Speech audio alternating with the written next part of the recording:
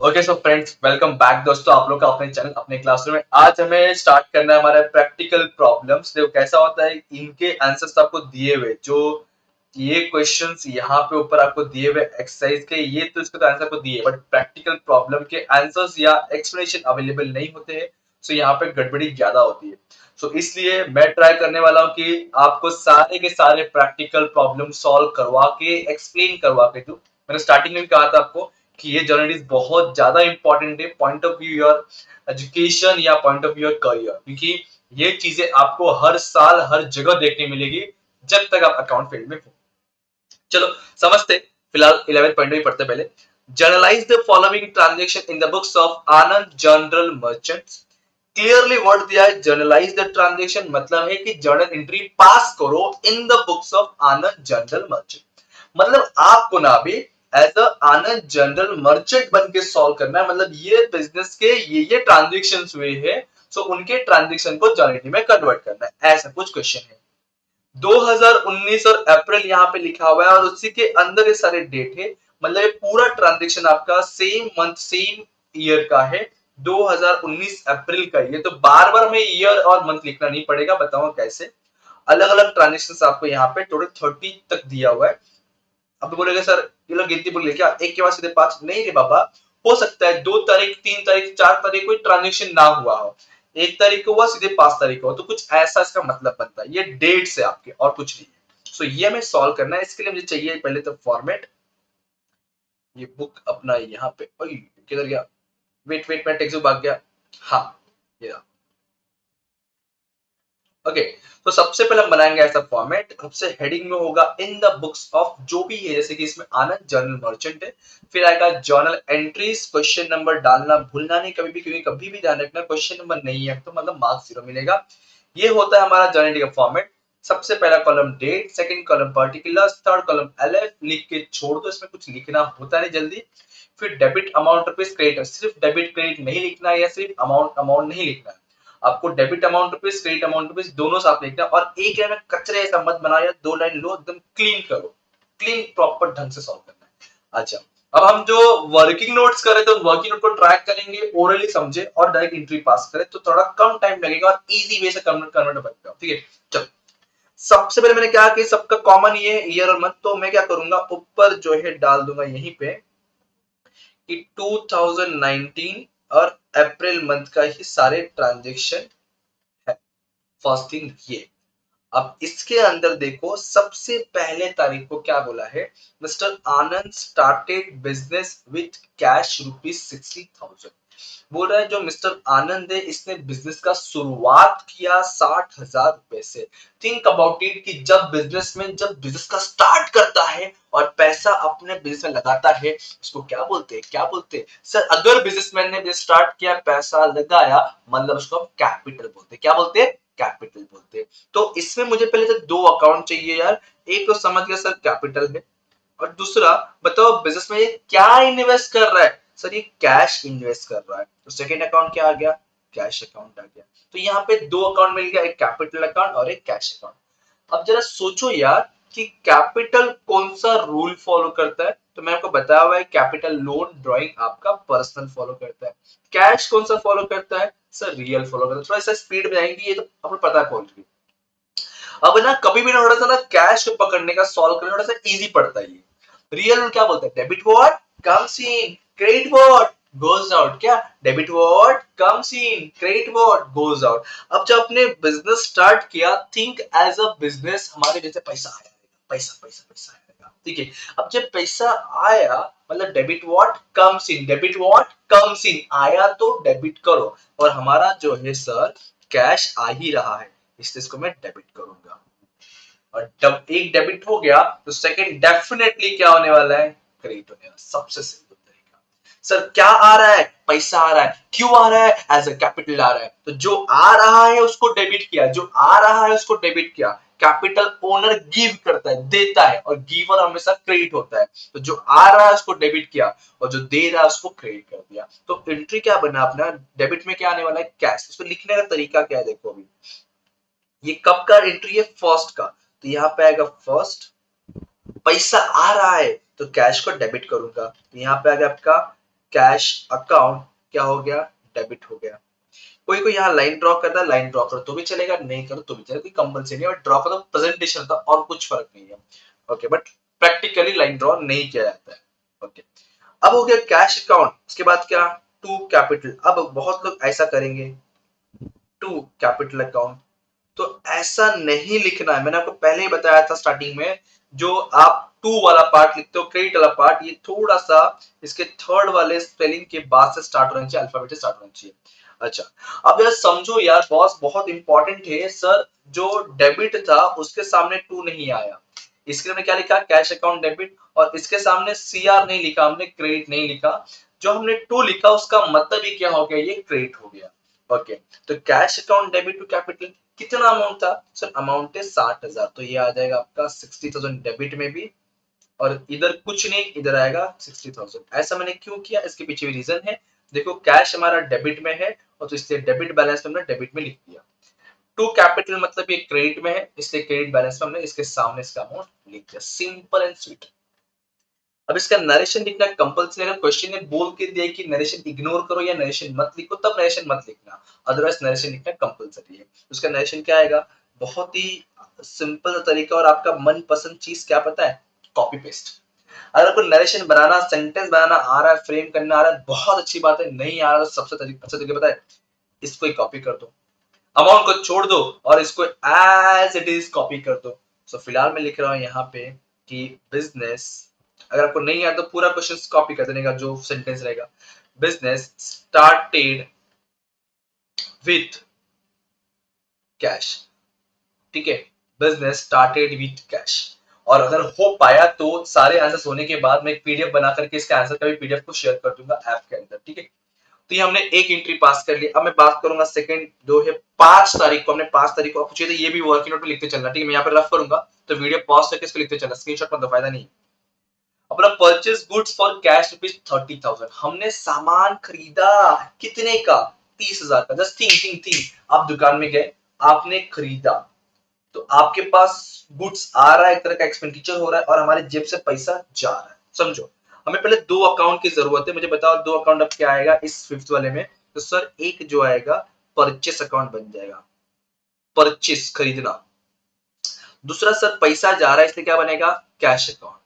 अब purchase sir मतलब होता है खर्चा हो रहा है, परचेस मतलब खरीदना, खरीदना मतलब खर्चा होना, खर्चा मतलब नॉमिनल आएगा, कैश आपका रियल आएगा। सबसे सिंपल, कैश सबसे सिंपल है सर, कैश जहां दिखा रियल आना है। अब ये परचेस क्या हो गया, नॉमिनल हो गया। नॉमिनल क्या बोलता है, ए बोलो बोलो बोलो, मेरे से बोलो, नहीं बोलो, अच्छा लगता है। नॉमिनल क्या होता है sir, debit all expense and losses, credit all income and gain. अब मैंने अब भी बताया कि हमने कुछ खरीदा, हमारी जेब से पैसा जा रहा है, हमारे लिए खर्चा हो रहा है, एक्सपेंस हो रहा है। अब मुझे बता एक्सपेंस क्या होता है, डेबिट होता है या क्रेडिट होता है। एक चीज बताता हूँ आपको मैं, ध्यान दो यहाँ पे, यहीं पे लिख के बताता हूँ तुमको मैं, कि डेबिट में क्या आता है, क्रेडिट में क्या आता है। डेबिट में क्या क्या आएगा, क्रेडिट में क्या क्या आएगा। Simple and fun, best. Receive रहेगा या रिसीवर रहेगा तो डेबिट में आएगा, गिवर रहेगा तो क्रेडिट में आएगा, कम्स इन होगा तो डेबिट में आएगा, गोज आउट होगा तो क्रेडिट में आएगा, एक्सपेंसेस लॉस होगा तो डेबिट में आएगा, इनकम प्रॉफिट या गेन होगा तो क्रेडिट में आएगा। तो मैंने अभी बताया कि मैंने खरीदा है, परचेस किया है, परचेस में लिए एक्सपेंसेस होता है। देखो एक्सपेंसेस किस में आता है सर, डेबिट में आता है। मतलब परचेस अकाउंट हमारा क्या बन जाएगा, डेबिट हो जाएगा। बताओ कैश आ रहा है कि जा रहा है यार, कैश आ रहा है कि जा रहा है, आप खरीद रहे हो तो कैश जा रहा है, इसलिए एंट्री बनेगा आपका ये क्रेडिट में जाएगा। तो एंट्री क्या बना, purchase account debit to cash account, क्या आ जाएगा, purchase account debit to cash account. Purchase is the expenses, just because of that we are debited to the purchase account. Cash is real rule, cash is following real rule, and cash is goes out, just because of that we are credited to the cash account. Simple सा, purchase हमेशा भी debit होता है, और purchase खर्चा होने के वजह से मैं लिखूंगा परचेस अकाउंट। स्टार्टिंग के एक और दो सम को थोड़ा टाइम जाएगा आपको, मैं थोड़ा सा एक्सप्लेन कर करके बताऊंगा, उसके बाद आपका स्पीड फटाफट हो जाना है। स्टार्टिंग एक दो सम को पक्का टाइम जाने वाला है। तो ये परचेस अकाउंट डेबिट हो गया, और मेरे पास से पैसा जा रहा है, बोल के दिया हमने, कैश पे किया, इसलिए आ गया टू कैश अकाउंट। इसका डेट चेक कर लो, आई थिंक सो 5th का डेट था। इसका नरेशन क्या बोलूंगा, अगर आता है तो अच्छी बात, वरना कॉपी पेस्ट करने का, पूरा स्टेटमेंट उठा के लिख देना, खाली अमाउंट लिखने का नहीं। तो इसका नरेशन आएगा, बीइंग बीइंग गुड्स परचेस, खत्म चीज है। या आगे भी चाहता हूँ ऐड कर सकते हो, गुड्स परचेस ऑन कैश या जिससे खरीदा हमने। चलो इसका अमाउंट चेक करो जरा। अमाउंट है इसका 30,000, तो अमाउंट आएगा इधर आपका 30,000, डेबिट में 30, इसके बाजू में इधर डैश इधर आएगा 30। Is that clear boss? समझ रहे क्या बोल रहा हूँ मैं? चल थर्ड थर्ड, अब बोल रहा है sold goods of 10,000 to Suresh. समझो, हमने गुड्स बेचा है। अभी किसको बेचा? सुरेश को बेचा। अब मानो हम यहाँ कौन है? हम यहाँ आनंद है।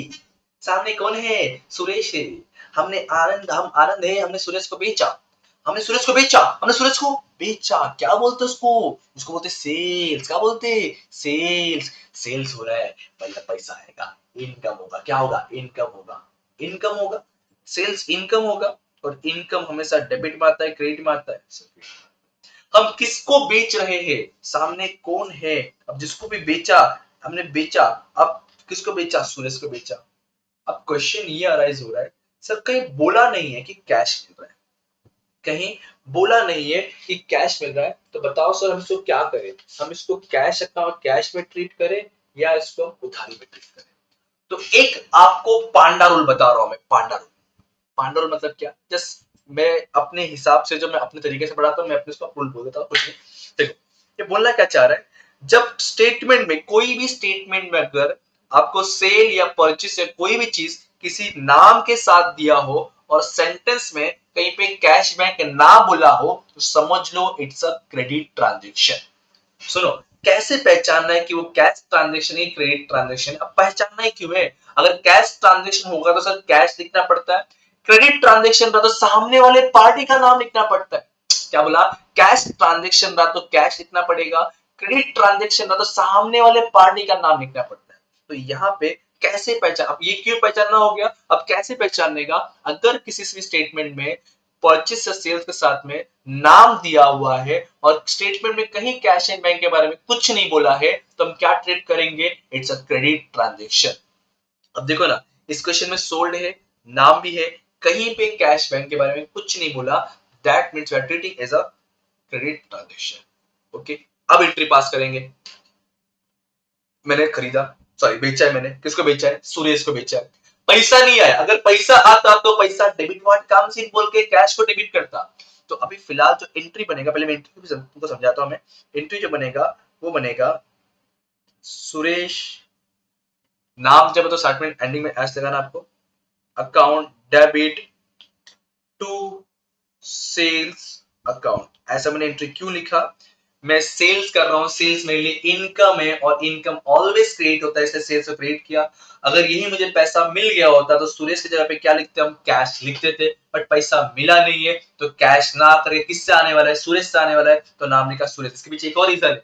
देखो मान लो कि ये मेरा गुड्स है, मैं इसको सोल्ड कर रहा हूँ, किसको बेचा? सुरेश। मान लो तुम सुरेश है, तो तुमको मैंने सोल्ड किया, तो मुझसे गुड्स ले कौन रहा है? रिसीवर कौन है इस गुड्स का? इस गुड्स का रिसीवर कौन है? मैं गिवर हुआ, रिसीवर कौन हुआ? सुरेश हुआ। तो डेबिट द रिसीवर, ये भी बोल सकता हूं मैं। और इस तरीके से एंट्री आ गया। डेट क्या इसका चेक कर लो एक बार।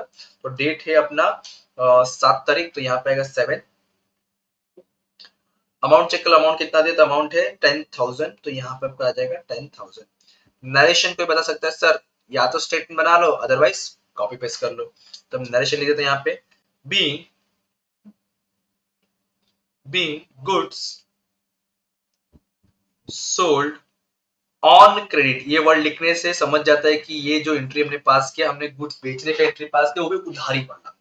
डन। 7th डेट के बाद क्या बोला है?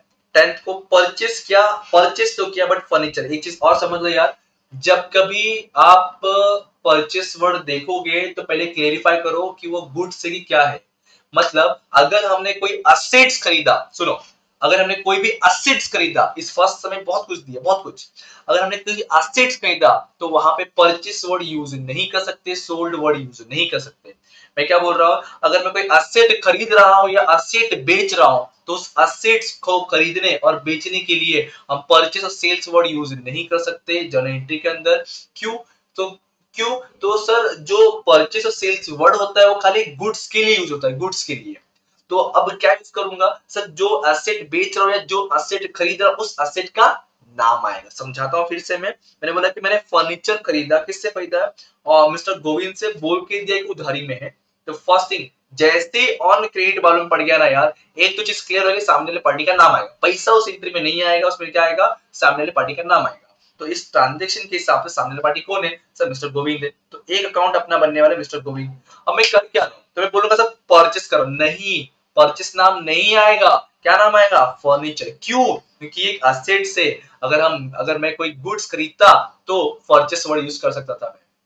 मैं एक एसेट्स खरीद रहा हूं तो हमें उस पर्टिकुलर एसेट का नाम यूज करना पड़ेगा। तो यहाँ पे दो अकाउंट बनेगा, एक फर्नीचर, एक मिस्टर गोविंद। अब आप लोग इसको समझ के बताओ कि कौन सा डेबिट होगा, कौन सा क्रेडिट होगा, बताओ।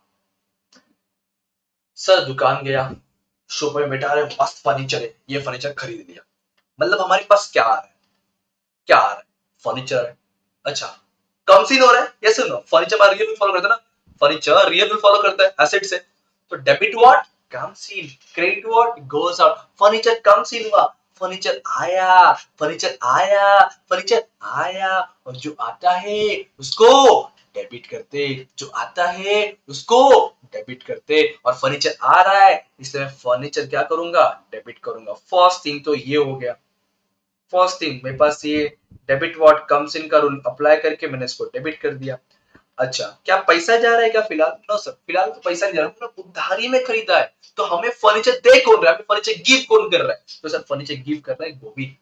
या आगे जाकर के हम किसको पैसे देने वाले? सर गोविंद को। अगर यही कैश में ट्रांजेक्शन होता तो यहाँ हम टू कैश बोल के लिखते, बट यहाँ पे कैश नहीं है तो मैंने क्या कहा? क्रेडिट ट्रांजेक्शन में सामने वाले पार्टी का नाम आएगा। तो सामने कौन है? मिस्टर गोविंद है। यहाँ पे mister Govind account. Is that clear? Yes और नो? इतना क्लियर है? नहीं समझा तो वेट करना यार, एंडिंग में क्लियरिटी और मिलेगी आपको और आगे आने समय में और हेल्प हो जाएगा। ठीक है, ये हो गया। अब बोलता है paid for rent paid by debit card. मैंने उनको बता के दिया कि कैश और बैंक में क्या ट्रीट करना है। डेबिट कार्ड है मतलब बैंक से पेमेंट हुआ है। तो हमने क्या भरा है? भाड़ा भरा है, रेंट भर रहा है। तो क्लियरली समझ रहा है कि हमने जब डेबिट कार्ड से पे किया है, मतलब आपको बैंक वर्ड यूज करना है, डेबिट कार्ड से पे किया है। और हमने क्या चीज पे किया? रेंट पे किया। तो नाम क्या मिल गया? रेंट। अब थिंक अबाउट इट, मैं रेंट पे कर रहा हूँ तो एक तरह का मेरे लिए क्या हुआ? एसेट्स हुआ, इनकम हुआ, एक्सपेंसेस हुआ, क्या हुआ? सर मैं रेंट भर रहा हूँ यार, खर्चा होगा सर, खर्चा। खर्चे को क्या बोलते हैं? एक्सपेंसेस। ओके, तो एक्सपेंसेस की बात करो तो जरा सोचो कि एक्सपेंसेस आपका क्या होता है? डेबिट होता है या क्रेडिट होता है? Sir debit all expenses and losses, मतलब आपका ये जो रेंट एक्सपेंसेस है ये आपका होने वाला है debit. First thing clear? Simple सा सेकंड भी क्लियर हो गया।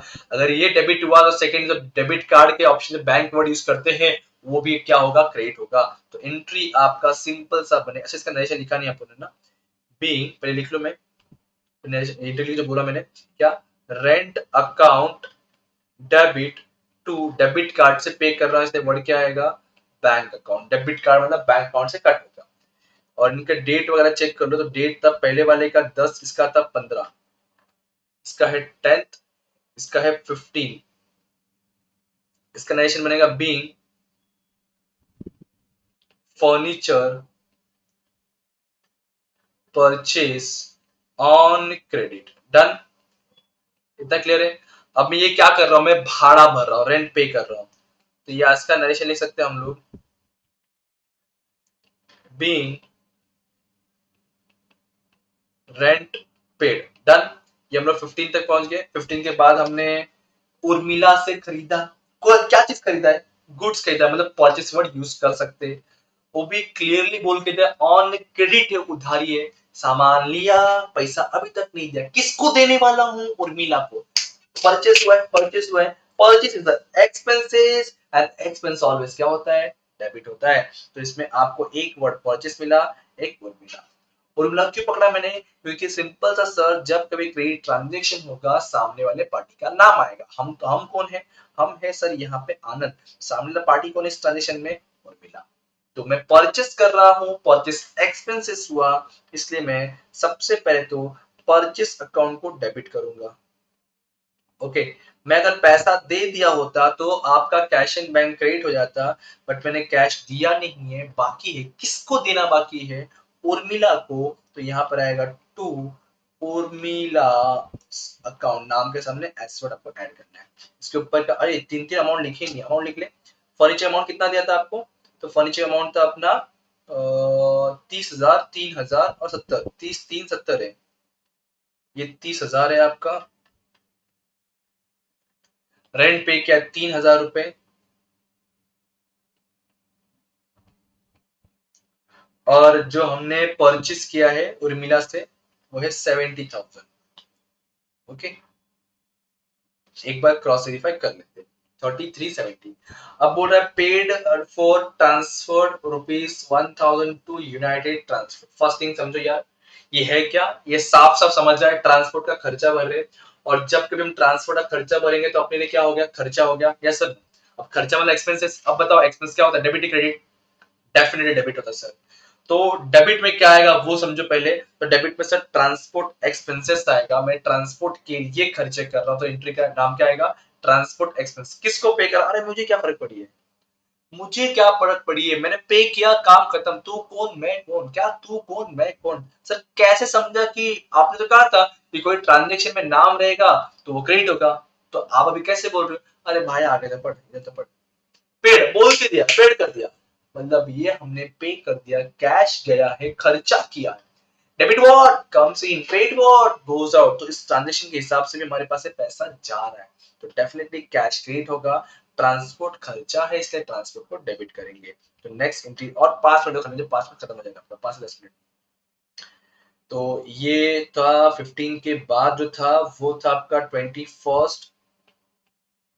ये था आपका 21st। इसका नरेशन अपना है being goods purchased on credit। और इसका अमाउंट कितना था चेक कर लो एक बार। उसका अमाउंट था आपका 70,000। फिलहाल कोई डिस्काउंट डिस्काउंट नहीं है, नॉर्मल है। फिर उसके बाद हम 27 को एक्सपेंसेस हो रहा है अपना। सो ये 27 का डेट आएगा। उस दिन मैं खर्चे पे कर रहा हूँ जिसको बोलते हैं ट्रांसपोर्ट एक्सपेंसेस। तो ये आएगा ट्रांसपोर्ट एक्सपेंसेस, या सिर्फ ट्रांसपोर्ट भी चल जाएगा, ठीक है। अकाउंट आपका क्या आ गया? डेबिट आ गया। मेरे पास से कैश जा रहा है, कुछ बोला है क्या? पेड वर्ड दिया मतलब जस्ट जा रहा है। तो यहाँ पर आएगा टू कैश अकाउंट। और नरेशन क्या बनेगा? बीइंग, बोलो क्या बनेगा? Being transport expenses paid. ठीक है, डन। ये हमने 27 कर दिया। अब एक लास्ट है, paid to Urmila of ₹20,000 on behalf of Sharmila. यहाँ पे हो क्या रहा है, सुनो सुनो। मैं तुमको एक ना प्यारा सा ड्राइंग, प्यारा सा तो नहीं बोलूंगा लेकिन हाँ एक ड्राइंग बना के तुम्हें समझाने की कोशिश करता हूँ। यहाँ हम है, यहाँ हम है। फर्स्ट थिंग, मानने में क्या आ रहा है, मान लो, मान लो यहाँ पे एक और पर्सन है,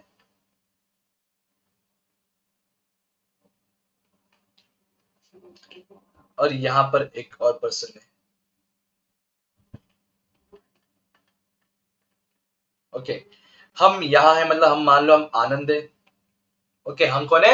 हम आनंद। देखो आनंद है, हम आनंद, खुशी का। और उसके बाद अब क्वेश्चन क्या बोला पढ़ते हैं।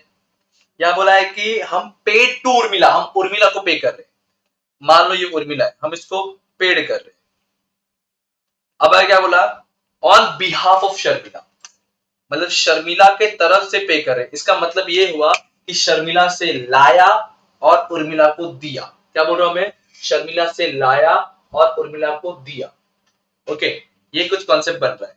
लेकिन यहाँ पे इन्होंने क्या बोला? सिर्फ पेड़ की बात कर रहा है। किसको पे कर रहे? उर्मिला को। कितना पे कर रहे? 20,000। बट किसके बिहाफ से? शर्मिला के बिहाफ से। तो ऐसा बोला जाएगा, शर्मिला से लाया, पे कर दे। क्या? शर्मिला से लाया, पे कर दे, मतलब पैसा गया। तो इसका एंट्री सिंपल सा, पैसा गया। जाएगा तो पैसा अकाउंट क्या होगा? क्रेडिट होगा। किसको दे रहा हूं? किसको दे रहा हूं? शर्मिला को ना। इसको चेक करो। अच्छा, पे टू उर्मिला है लेकिन किसके बिहाफ से? शर्मिला के बिहाफ से। क्वेश्चन देखो एक बार। तो यहाँ पे आपको आएगा शर्मिला अकाउंट डेबिट। शर्मिला, जिसका इसका रॉन्ग वाला करेक्शन कर लेना, ठीक है। Sharmila account debit to cash bank या कैश अकाउंट आ जाएगा। इसका डेट आपको दिया है वो है 13, तो ये डेट आएगा 13। ओके, नरेशन क्या आएगा वो पूरा नरेशन लिख लो यार, इंपॉर्टेंट वही आपका नरेशन यहाँ पे। Being paid to Urmila behalf of Sharmila. ठीक है, शर्मिला के बिहाफ से हमने उर्मिला को पे कर दिया, ऐसा हमने इसमें एंट्री पास कर दिया। खत्म भाया, खत्म, हमने एंट्रीज पास कर दी। हमारा ये फर्स्ट पार्ट खत्म हो गया, फर्स्ट क्वेश्चन खत्म हो गया। लास्ट में आप लोग प्लीज टोटल कर लेना।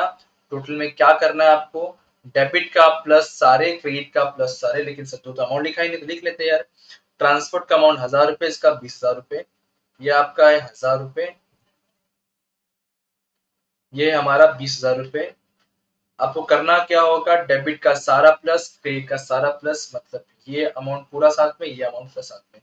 कर ले क्या, थोड़ा टाइम लेके फटाफट, चलो देख लेते ना। 60 30 90, 90 प्लस 10 1 लाख, 1 लाख 30, 1 लाख 33, 1 लाख 33, 1 लाख 2 लाख 3000, 2 लाख 4000, 2 लाख 4 प्लस 20, 2 लाख 24,000, ऐसा मुझे कुछ मिल रहा है।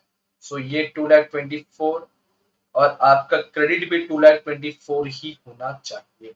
एक बार चेक कर लो यार, हमने क्वेश्चन 1 कंप्लीट कर दिया, भले इसमें थोड़ा टाइम लगा, लेकिन हमने एक छोटी छोटी चीजों को बारीकी से समझा है, इससे टाइम लगेगा, बट आने वाले सम में उतना टाइम नहीं लगेगा। आप इसको पूरा सम सॉल्व करो, इसमें काफी सारी चीजें मैंने एक्सप्लेन किया, काफी सारी चीजें, चाहे वो क्रेडिट ट्रांजेक्शन हो दो, या गुड्स वाला पार्ट हो दो, या असेट्स वाला पार्ट हो दो। तो ये चीजें आपके लिए इंपॉर्टेंट है, वीडियो पॉज करके लिखते चलो। और हमारा यहाँ पे प्रॉब्लम नंबर 1 खत्म हुआ, हम बात करेंगे, पढ़ेंगे नेक्स्ट लेक्चर, तब तक पढ़ते रहो, आगे बढ़ते रहो, सुनील सर को याद करते रहो। Thank you so much, bye bye, जय हिंद दोस्तों।